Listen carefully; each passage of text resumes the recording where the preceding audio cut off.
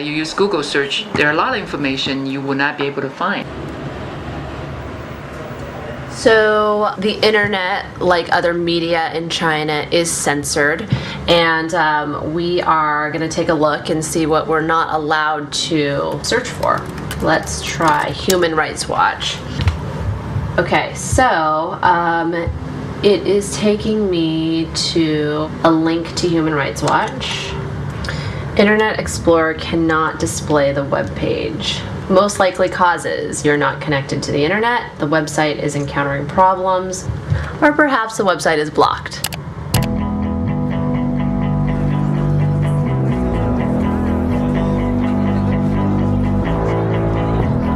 Six decades after the Communist Revolution, China is still run by a government which doesn't tolerate challenges to its authority. But every year, the regime seems a little less in control. We're here at an AIDS HIV outreach organization. It's an independent, non-governmental organization, or NGO. And activist groups like this one are always viewed a little bit skeptically by the communist government here, but there have been more and more of these groups springing up in recent years. As someone who has generally lived on the edge of the line, do you feel like things are better than they were 5 years ago, or worse? In general, government tolerate more challenges, more independent social voice. 4 or 5 years ago, not many organizations work independently like us, but now there are, hundreds of such organizations around China. The rise of independent organizations in China is mirrored by the rise of independent media. The government used to own all of the media here, but as you can see behind me, there are dozens of privately owned magazines and newspapers, which makes it more difficult for the government to control. This newsstand seller has over 20 newspapers. How many magazines do you have? 200来种吧。 He has over 200 magazines. This is a very popular magazine, and this is about cultural stuff, people's feelings and views, stories, and it has also a reasonable price, like 3 So it's a little bit more affordable, that's why it's popular. Yeah.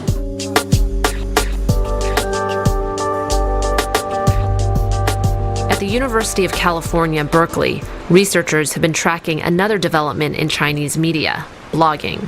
The blogging is really a recent phenomena. Latest report saying there is 7.5 million active bloggers in China, which consider the base of the internet users are about 120 million. It is a very fast growing area. There are around 7.5 million bloggers in China, and we're sitting with 3 of them. Tell me what you guys blog about. Jimmy? My blog is more about my travel, my trips, and some happy things in my life to share with my friends. Is that you camping? Yeah? Cool. What means, particularly among the young people, is this is a place people now can creatively express themselves to construct their own identity. This is my blog. No more, worked my ass off. Busy like hell and depressed like hell. Yeah, sometimes. Bean. But that's great that you can share your thoughts like this on the blog. Yeah. Before, there was only official media has a official censored, constructed language. But now the individuals who has access online can actually have a voice about personal or public affairs. This is a revolution for China. But this internet revolution has the government worried. It's believed that China has tens of thousands of internet police who monitor web use, block sites they deem sensitive, and intercept emails going to and from China's estimated 120 million internet users. China's media used to be controlled by the government, and now you can have these blogs and speak freely on the internet. How have things changed in terms of being able to access information? There is certain control of the network. Yeah. You don't really have the access to any kind of website you want to visit. But it's not just the Chinese government that's doing the censoring. In return for access to the fastest growing internet market, companies such as Google, Microsoft, and Yahoo provide a different technology for users in China that censor their results. These actions have drawn criticism from human rights groups and free speech activists. So we're now on Yahoo's search engine, and we're going to try to search for the keyword freedom. Let's try Freedom House, a non-profit, non-partisan organization dedicated to promoting democracy around the world.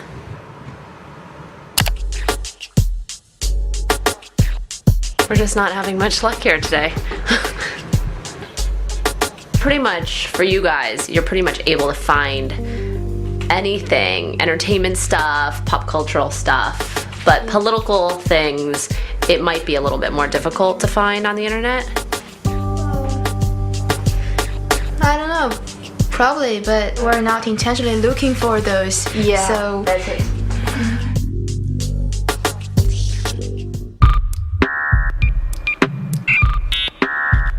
In the San Francisco Bay Area, teams of volunteers, such as Sherry Zhang, are developing and distributing a software called UltraReach. It allows people in China to break through the internet censors, or what some call the Great Firewall of China. Sherry is going to show us how UltraReach actually works and how it allows people to search for websites that would otherwise be blocked in, say, for example, China. Basically, you go to ultrareach.net. If you're in China, you use Google search, there are a lot of information you will not be able to find. But using UltraReach, you do it in Google search, and you actually will be searching information with no limitation. Okay, so if you're in China, you can search for illegal websites. And if you're in the US, you can go online shopping and your boss won't know it and you're in the office. That's right. We're going to try to see if it actually works here. This is a software called UltraReach. Got that? Yep. Okay. I hope we don't get in trouble. We searched Freedom House. And there we go. It literally took seconds, and here we are at the very sites that we were unable to access before when we didn't have the software installed. So let's try Amnesty International.